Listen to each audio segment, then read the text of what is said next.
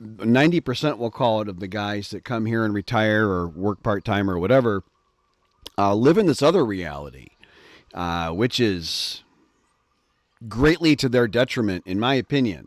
I mean, it can work, and I'll try and explain how it can work for some people. And if you're of that kind of mindset, then that's cool.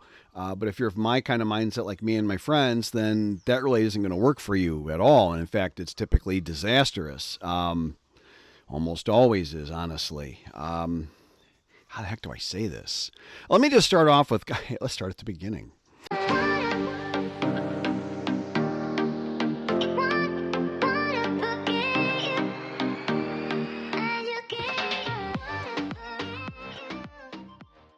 I'm told that everyone's been called into work today and it's Sunday. So that does happen in Thailand. It's way more common than back home, but it's still not common. So obviously something going on. I want to get this recorded and get the heck out of Dodge. This is a little tough. I was trying to think of different ways to share some thoughts in this next piece of content that I have. But I'm not really sure the best way to do it. This happened from, I was just out the other day at a popular restaurant that I like, and it happened to be across the street from where they were working on my motorcycle. I had the seat custom upholstered to exactly fit my back, which really it's been a complete success. It's very pleasant. It's very nice. But the reason I say that is because that put me at this restaurant and pub. It's got a bar, a big active bar area and restaurant area. It's a Fulong bar, expat bar. I was there for 6-7 hours. I rented a tuk-tuk since my bike had no seat on and I couldn't ride it. Rented a tuk-tuk and ran some errands, ordered some steel, did a few things. But but it was like it sort of eventually dawned on me recently that there's kind of like two realities here. The handful of friends that I have here and myself, we all kind of live in one reality of the Thai culture. And most guys, and by most I mean it's something around 90%, and that's a real statistic. It's right in there. It's over 80 for sure, and it's not 100 because I know people that aren't in it. But 90% we'll call it of the guys that come here and retire or work part-time or whatever live in this other reality, which is greatly to their detriment, in my opinion. I mean, it can work, and I'll try and explain how it can work for some people. And if you're of that kind of mindset, then that's cool. But if you're of my kind of mindset, like me and my friends, then that really isn't going to work for you at all. And in fact, it's typically disastrous. Almost always is, honestly. How the heck do I say this? Let me just start off with, let's start at the beginning. So I'm there at this restaurant and bar, and they open at like 9 o'clock, and I was there right about 9 because that's when the seat shop opened. And so my Thai discussion about the seat and everything all ended about 9:30. When I arrived, there was nobody else there. There's just the two wait staff that I know a little bit, and then that's fine. I'm there for a few minutes. I order a bottle of water. I'm sitting out they have a very lovely patio. I'm sitting on the patio, reading a book, actually, just waiting. And I can kind of out the corner of my eye see the shop that's working on my seat, which was kind of nice to keep an eye on my bike, right? Because I like it, all that. I'm one of those guys that when I park at a restaurant, I had a really nice sports car before. I was in a sports car club, and I'd always park where I could see my car. I'm just one of those guys that always did that. And I like that habit. Anyway, so half hour later, their first customer of the day comes walking up, orders the big tall bottle of Leo. I think they're 632 milliliters. It's the most commonly used container of beer here in Thailand. So he orders a big bottle of Leo, and he sits down at the bar, and he just starts drinking. And within a few minutes, that's empty, and then the waitress doesn't even ask. She just swaps out his bottle for a new one. And this went on all day, and that's fine. I don't really care what anybody does for their alcohol consumption. It isn't a hill of beans to me.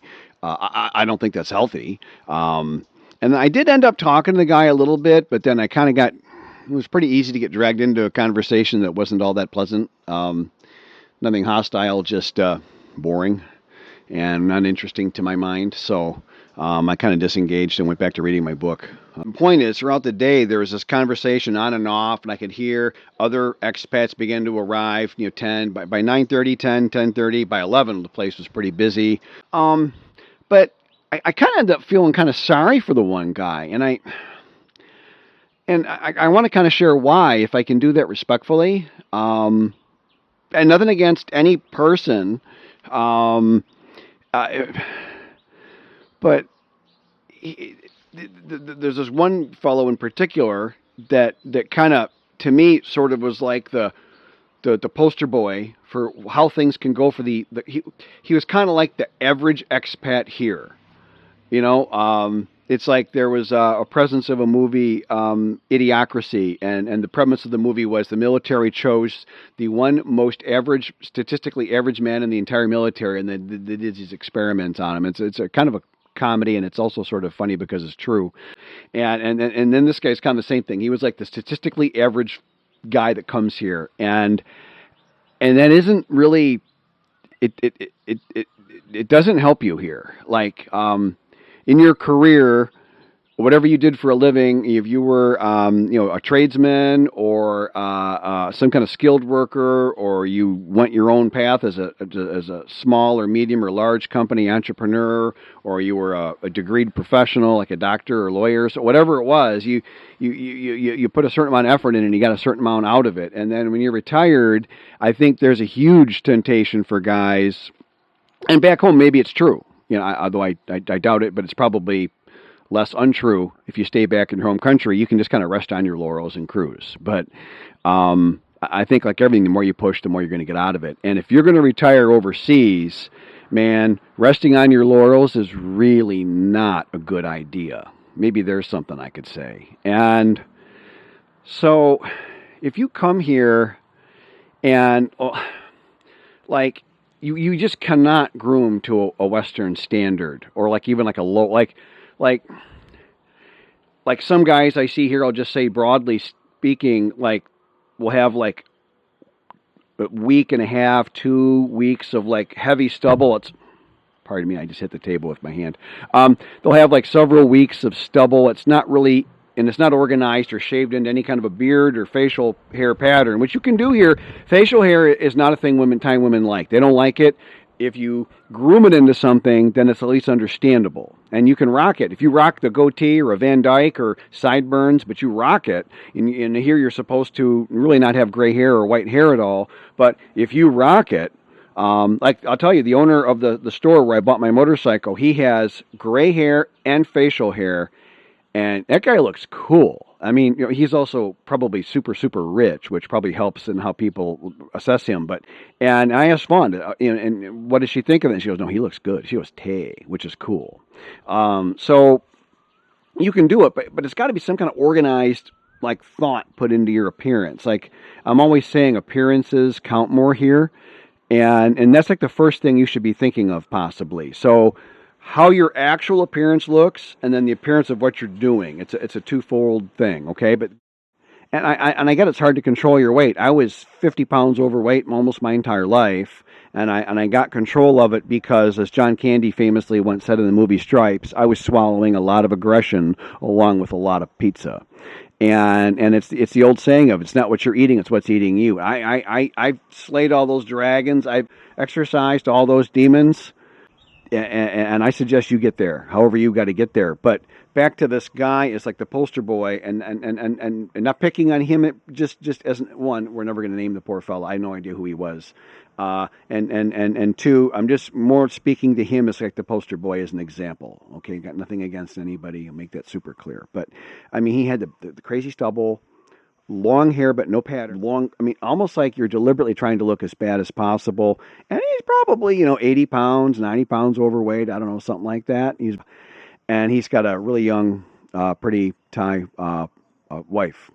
And there is, like, I asked Fawn about this, and her words, there's no chance that's a legit there's no probability that's a legit relationship. She says there's no Thai woman that will take a guy on like that as a husband, say that's their husband, and not be talking crap about him behind his back, saying, yeah, I'm only with him for the money, and milking him for the money. And And this lady was divorced and with kids, and he's paying a sinsad, which in Thai culture you would never pay a sinsad. He's paying a sinsad. My point is, as kind of using this case as like an example, like this is a real common thing. I'll go bump into somebody, and man, they're not in a good situation. So he's building a house, and I'm building a house on Fawn's land too. But and I've assessed for myself, I'm in all legit, and I'm comfortable and all that, and I don't have any worries. But you need to do that for yourself. I guess to say that you come here, you don't make any effort, and you start engaging in the culture willy-nilly, this, that, and the other thing, and man, that's how you get got. And the overwhelming majority of us are scammed beforehand. Hang on, someone's coming. Yeah, Elena? Tina go die. My pendai. Anywhere is okay, it's fine. Just, Okay. Just to in front ห้อง library room and under plug แล้วก็เมื่อวานช่างทำแล้ว for ไฟ in bar ใช่ you can do เสร็จแล้วอีก some plug some on ใช่ไหมyeah พอดีแค่นี้เนี่ยใช่ไหม okay Kenina is that is all, and I asked her, that is all, yes or no? You be careful saying that in person. It can be a put off if you say it. It's good put. Anyways, long story. One problem is that one, they're very polite. Two, we're insanely rich compared to most people here, and they will allow us to participate where we kind of have no business participating, or where we will be unable to participate legitimately. We'll still be allowed. There's a key point. There we go. And teasing out some of this finally. Thanks. And it's not good. It's not good for you. And then you really end up in a pay-for-play at best. And typically, I think more often than not, and by that I mean probably 80% of the time, you end up really being scammed. And by being scammed, you're giving money to someone that dislikes you, that hates you, that deeply dislikes you, has no respect or regard for you, has their interests set cross purposes to your best interests. And you're in this hostile, you're feeling, you're allowing yourself to express and feel for yourself these feelings of affection and love and kindness towards this person. And us guys, I mean, we tend to get sex with somebody, from somebody, however you want to say it, and we can start to fall like in love to however we define that for ourselves and everything. And we're deluding ourselves down this primrose path, and this person despises you. And they'll betray you at the first chance they get. And if they're not saving enough face and by just proclaiming how they're scamming you and what an idiot you are and all these things, they will go and save more face by taking on a nice, handsome, good Thai husband with your money. And this is really not uncommon at all. And so it was just sort of weird. Like, I bump into this guy, and there's some other guys are talking, and no one's kind of really seeing what I'm seeing from this guy, what he's saying. And I'm just like going, ugh, this story's getting uglier and uglier. And I kind of gave him a couple of light hints. I feel sort of ethically obligated to just say, how'd you meet her? Did you check her out? And how's the family treat you? And his response is just, nothing was helpful to his end of things. He's absolutely being scammed, and he's got no idea. And he really loves this lady, and he's going to be crying within a few years on the outside. And I see this all the time. And you just don't want to be that guy. And so how do you avoid being that guy? Date within your pay grade. I mean, if you're 80 pounds overweight, I get it, you're way out of shape. Fitness isn't a big thing here, but get your clothes tailored. His clothes looked like he jumped out of the back of a garbage truck. It looked like he was about to go do yard work. And he's at a fairly nice restaurant. So how do you avoid this? Back on subject, Rob. So how do you avoid this? So if you're really way out of shape and you're not at a mind space yet, or you have some physical, your family history of massive diabetes or something like that, and you're just unable to get fit. Okay, fine, I get that. I'm not unsympathetic, believe me. Then get your clothes fitted. Then you need to make up for that a little bit by having some nicer clothes and getting them fitted properly. And a lot of women, and even women who will be quite a bit younger than you and quite a bit more physically attractive than you, will still go for the respectable older guy thing. That's a thing here. That's a real. I did a video not long ago on pension chasers, and that's a that's a big thing here, and you can find a pension chaser that will just respect it. They're not looking for a stud type guy with a six pack. They're looking for a guy that can pay for stuff, save them a ton of face by getting them out of the poverty and with their mom and dad coming with them, and under the right circumstances, with the right people, with the right traditional Isan cultural Thai people, they'll actually care about you. You can actually do it. And I hate to even say that because guys have been going, oh, wow, I can just come and buy my way. Man, you got to be careful buying your way in. Most people that buy their way in, it's 20 to 1 against. You've got to thread that needle. You know, we're back to the whole biblical thing of it's easier for a rich man to get through the eye of a needle than to enter the kingdom of heaven. You're going down that road, my friend. I mean, you can do it, but you better put some time in. Anyway, so that's a needle gate, not a sewing needle, by the way. Point being, cleaning yourself up. And that means shaving every day. No, generally no gray until you're 80. Long pants unless it's over 100. Again, if it's a really hot day, more than likely you're not riding around on a motorcycle like I am. More than likely you're going to buy yourself a mid-upper level car, which they're really cheaper. You can get a really nice car here for $900,000. For $900,000 is like $27,000 or something. Or less than that even. I mean, just you get a really nice car for that. You're riding around in air conditioning. You're going from your air conditioned house to an air conditioned restaurant. In the hot season, you will be. I do too. And that means long pants. You don't need shorts if you're in air conditioning. Wearing long pants is a huge thing here because we are famous for wearing a kurung bet falang, which is a falang uniform, which is an insult. It's a huge insult to us, and it's true. We've done this to ourselves. That's grubby, baggy shorts, a muscle shirt, and no muscles, and a big stomach, and we're going to a nice restaurant or someone's funeral, and I'm not kidding. I see the weddings. I see there'd be a falang in the background, and I'm making a mental note. Okay, I'm not going to go be seen standing next to that guy, and we've probably got nothing in common. And if he's showing up like that, we probably have nothing to talk about. I mean, I'm serious. I mean, really, And we all have that one drunk uncle we'd avoided a wedding, right? That to me, that's what that guy is.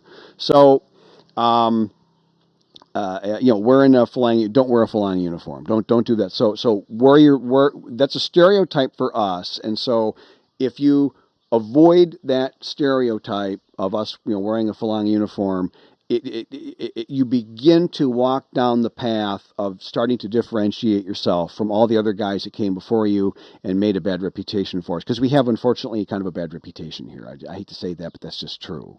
And when you're carrying stuff, absolutely no cargo pants. Cargo pants are that's a no-go on that one, guys.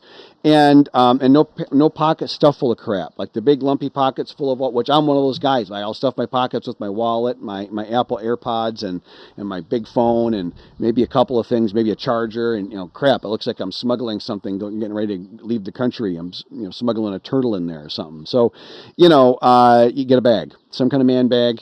You get over it and put your crap in a bag and just carry it like a man. I don't know what to tell you.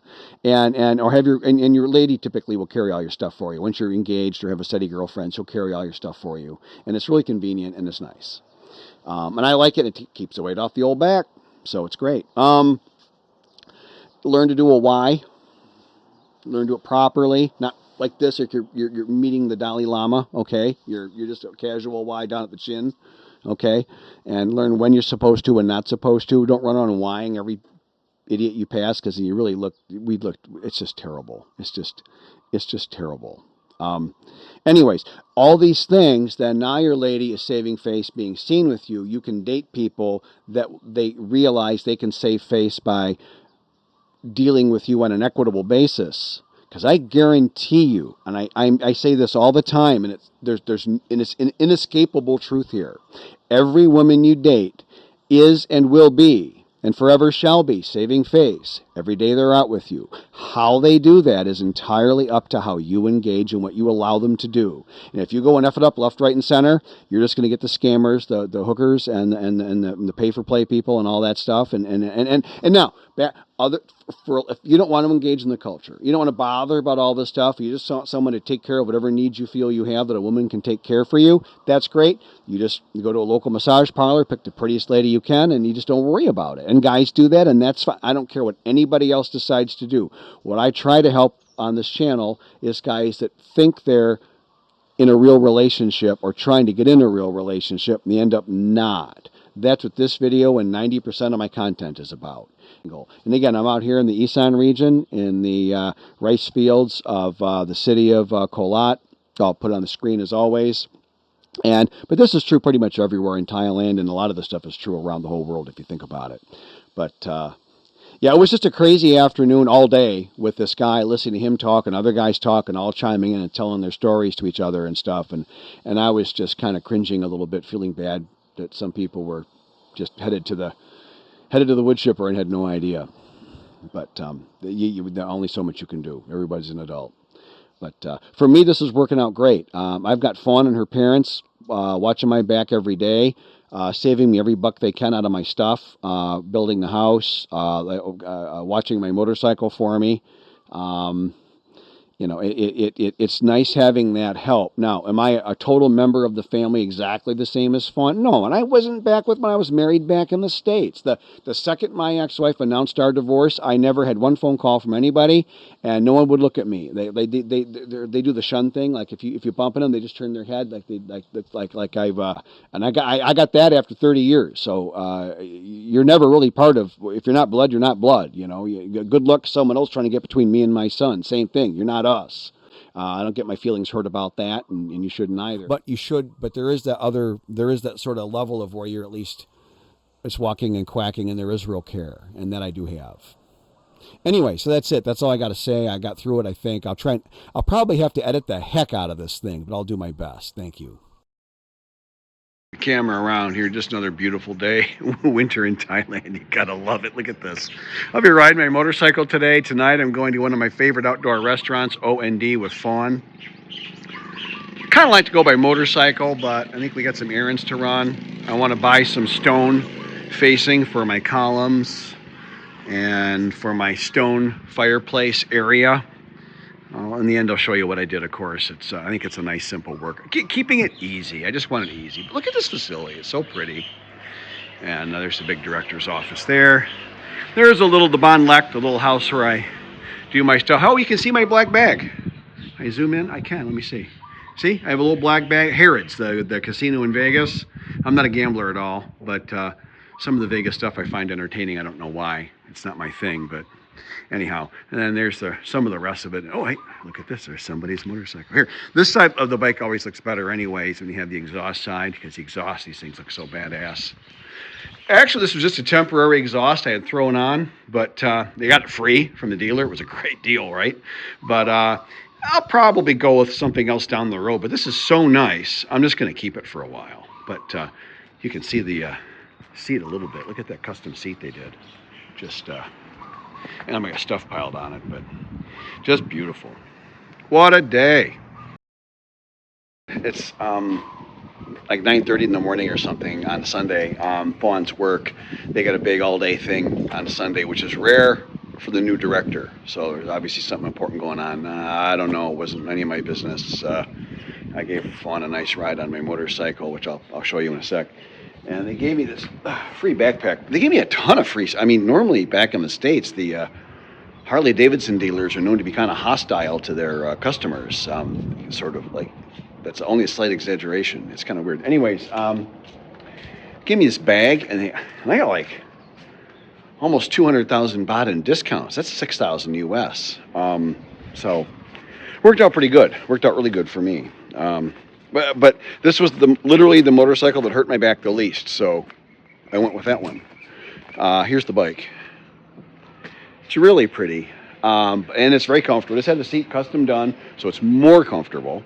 And I'm going to make a little backrest and a sissy bar for fun, so it's more comfortable and psychologically more comfortable for her. And I'm going to go to that little Ban Lek, that little house in the background, and that's where I record some of my videos. I'm going to attempt to do that here before this place gets busy. I'm just sitting here having so much fun. I'm texting with my boy, and we're going through our final cigar purchases before I head home, which is still a couple months away, but you get what I mean. And when we get this Bourbon Trail trip now, half for 3/4 planned now with my daughter and her husband.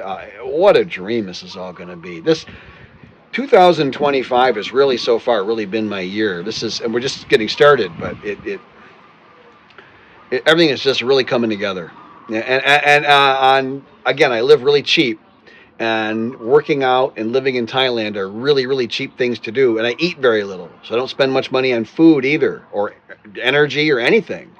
And so the few passions I have, my motorcycle, yeah, I went insane and bought an insanely expensive motorcycle, but it's actually one of their cheaper models, to be honest. But still, it's expensive. But when I buy my bourbon, which I have like maybe one tiny sip of like one shot of bourbon maybe per week, and I buy my cigars, which I have a couple a month. I buy those like I'm making seven figures because I enjoy that and I don't do it enough to hurt myself financially. So we're here talk about buying like a box of Davidoffs, like one of their high-end smokes. And if you know what that is, you know that's like hundreds and hundreds of dollars. But I'm like, yeah, what do you think of this? What do you think of that one? It's just so incongruous. It's just hilarious. Must be the room they're planning on using today. I didn't see this. I'm just here to use the bathroom. But you can see it's a beautiful facility. I enjoy coming here, and everyone's nice and polite. And then I get out of the way, and I don't make anybody have any further obligations. Walking up to the Fortune Hotel, which we generally don't stay here. Not that it's not a reasonable hotel, but the Cantery is just a whole other world. But they have a buffet, and they have fresh salmon. And Fawn's boys love salmon, and so I do treat some family stuff. And so tonight I am treating for a family dinner at the buffet. I just parked my big badass motorcycle. That thing is so fun to ride. Who the heck wants more horsepower than that? Why do they even sell performance upgrades for those freaking things? Anyways, I'm going to Starbucks, have a coffee, and chat with my boy. There, a little day in the life here. So I just dropped Fawn off for day 3 of her AI convention. On one hand, I was surprised they're worrying about that here, but I guess that's everywhere, and they should learn some basics, I suppose. I'm going to the Harley-Davidson dealership to pick up my old exhaust and the mirror they didn't put on my bike. Thailand. Probably buy a few things here and there. I always buy something when I'm there. I enjoy shopping there. That's like my part of my candy and my retirement. And then I'm going to run some errands around town in the city. And I'm in the car, unfortunately. No motorcycle today. But tomorrow will be a big motorcycling day. Tomorrow's Thursday and Friday this week. Definitely by the gym, motorcycle, having my fun. So today's a quiet day of errands and just not bad weather for winter, huh? Look at this. I'm riding a motorcycle, just daily transportation, which a lot of people would say is a really stupid thing to do. I will tell you, with the particular brand, if you do ride a Harley-Davidson here, and there's, I think, multiple reasons why this is, but traffic avoids you. Nobody wants a problem with a 1 to 3 million baht motorcycle. Nobody wants a problem with somebody who, they can't, with all my gear on, they can't tell if I'm a Kontai or a Falang. They can't tell. And if I'm a Kontai and I'm riding around in a 2 million baht motorcycle, they don't know that I'm not like the head of the police force or something. I mean, they don't know that. So they don't really want a problem with somebody that might have power. And a man here can have a Thai man here can have an enormous amount of power. You never want to get crosswise with a Thai leader here. You don't ever do that. It's like almost safer than riding in a car. It's really nice. I'm just an aside. If you're thinking of, and if you can afford it, if it's that important to you, but I'm enjoying the hell out of it. Versus back home being a feeble old man and you get kind of discarded at a certain point. Here it's like I'll take being a stud in Thailand any day. You know, to whatever degree I can. And thank you for watching my YouTube video. If you've watched this far, please consider hitting like and subscribe.